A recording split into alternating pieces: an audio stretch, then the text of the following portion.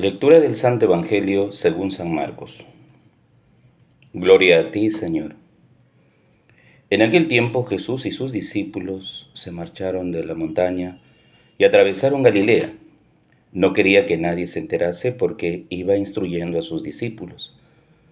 Les decía, el Hijo del Hombre va a ser entregado en mano de los hombres y lo matarán, y después de muerto, a los 3 días resucitará.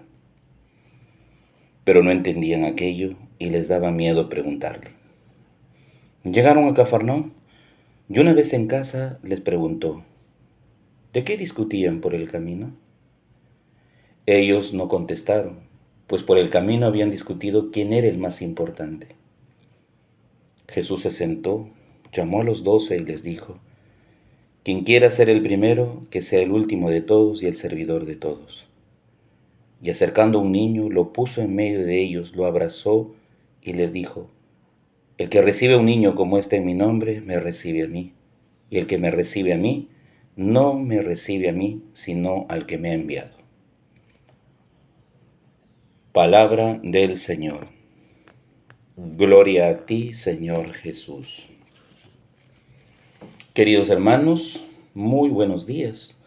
Hoy, domingo 22 de septiembre, 25 del tiempo ordinario, o domingo 25 del tiempo ordinario. Vamos a hacer una reflexión del Santo Evangelio del día de hoy. Bueno, hoy día Jesús hace por segunda vez el anuncio de su pasión, ¿no? El Hijo del Hombre va a ser entregado en manos de los hombres. Cuando escuchamos Hijo del Hombre, se refiere Jesús a Hijo del pueblo, Hijo como nosotros, Hijo de hombres en nuestra condición humana. Es un hombre más, como nosotros, tan humano, con sentimientos, con pensamientos.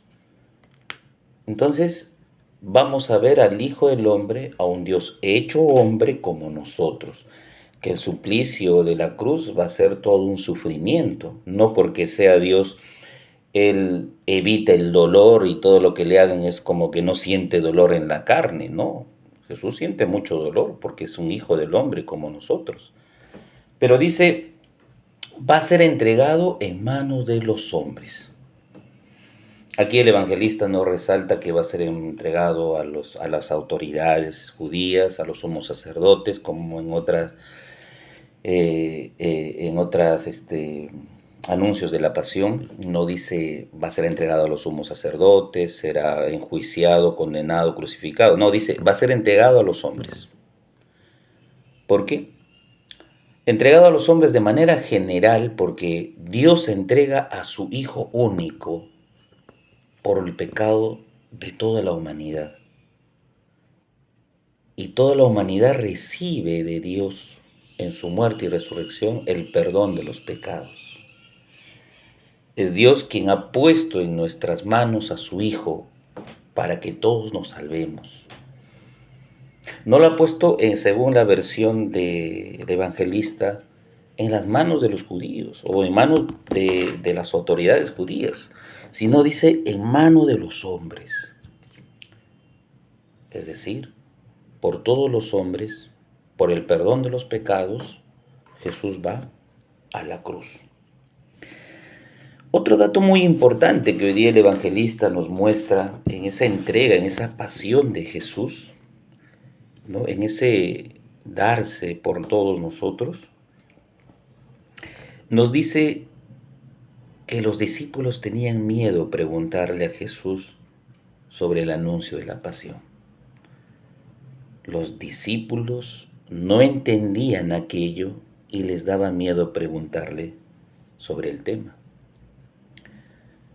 Cuando a nosotros nos hablan de sufrimiento, de enfermedad, de muerte, de persecución, nos da miedo. Hay temas que normalmente no solemos conversar muy a menudo y de manera agradable. Cuando sabemos que una persona está con cáncer terminal, ¿nos gusta hablar sobre el tema con su familia? ¿Nos gusta ahondar? No, por respeto y porque no es una conversación que cause placer hacerlo, ¿no? O cuando uno está en una situación crítica, tal vez el matrimonio está que se derrumba, hay una infidelidad y queremos consolar a la persona engañada, etcétera. No queremos ahondar en el tema de conversación a menos que la persona nos cuente, pero nosotros no estamos para preguntar, decir, averiguar. Sencillamente no son temas como para amenamente, ¿no? Escucharle. Simplemente tendemos a consolar nada más, ¿no? Entonces, hay temas delicados que no nos placen ahondar en ellos, por lo delicado, por lo difícil de conversar. Entonces, solemos guardar cierta distancia en ese tipo de conversaciones, porque en otras también nos da miedo, nos da miedo.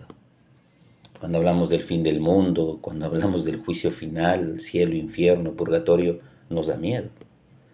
Cuando alguien está, qué sé yo, poniendo en riesgo su vida, está en un momento difícil, ¿no? Crítico, qué sé yo, hoy día que vemos tanta balacera por la calle de un ladrón o de un marca que venga y comienza a sacar su arma y a disparar, inmediatamente decimos, acá me muero.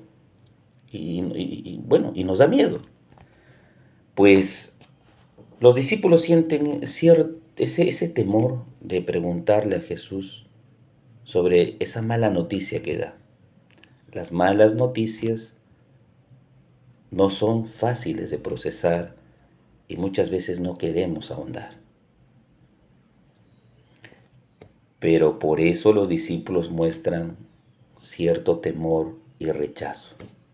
Les daba miedo preguntar sobre aquello. Sin embargo, llegando a casa, por el camino ellos iban discutiendo. Pero, ¿qué discuten por el camino? ¿Cuál es el tema de conversación? ¿La cruz? ¿La pasión? ¿Lo que les acabo de anunciar? No.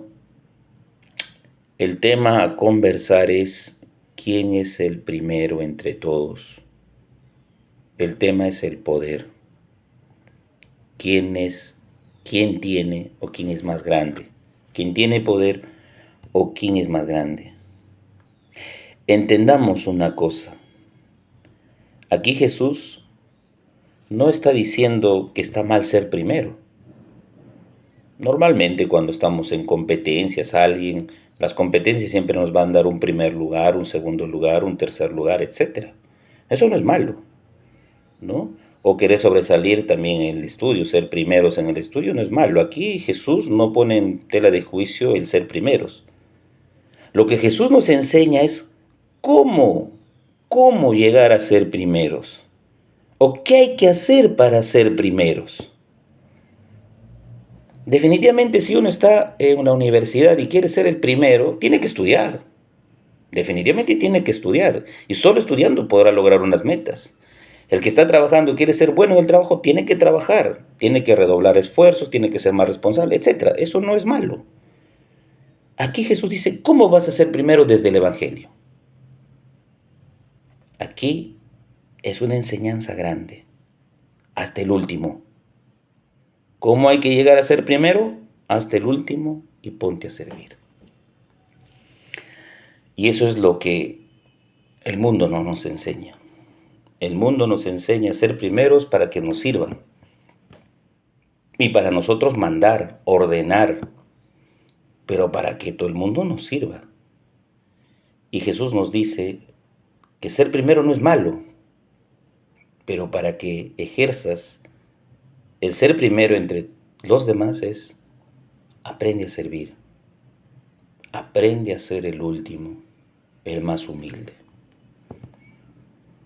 Y esto, mis queridos hermanos, es lo que Jesús nos comparte y nos dice: competir para ubicarse en el último puesto no es lo que enseña el mundo. Pero Jesús nos dice que competir para servir a tus hermanos implica y siempre será ser primero en el reino de los cielos. A nadie nos gustan los últimos puestos, a nadie, por supuesto que no. Normalmente los fariseos eran los que ocupaban los primeros puestos, que sean saludados y alabados, engrandecidos en las plazas, ensanchaban, dice, el fleco de sus mantos.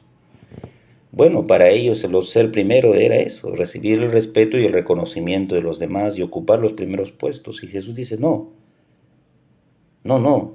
compitan en ese sentido, no compitan. Compitan en ser servidores. Y para esto Jesús pone a un niño. El niño por su edad, el niño porque no puede por sí mismo muchas veces hacer todo. El niño que en el tiempo de Jesús se concebía, aunque sea impuro, porque transgredía normalmente las normas de la ley. El niño que no contaba para nada, ni su palabra, ni su presencia.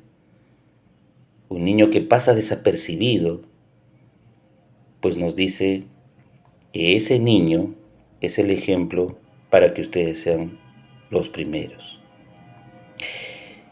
El niño necesita ayuda, necesita de sus padres. Sí, necesita ayuda y necesita de sus padres. Así nosotros necesitamos la ayuda de Dios y ponernos en las manos de nuestro Padre. Así uno une su vida a Dios y se hace el más pequeño para ser grande. El Padre José reza todas las mañanas por ustedes, llévense mi bendición. En el nombre del Padre, del Hijo, Espíritu Santo. Amén. Que tengan un bonito y bendecido día en el Señor.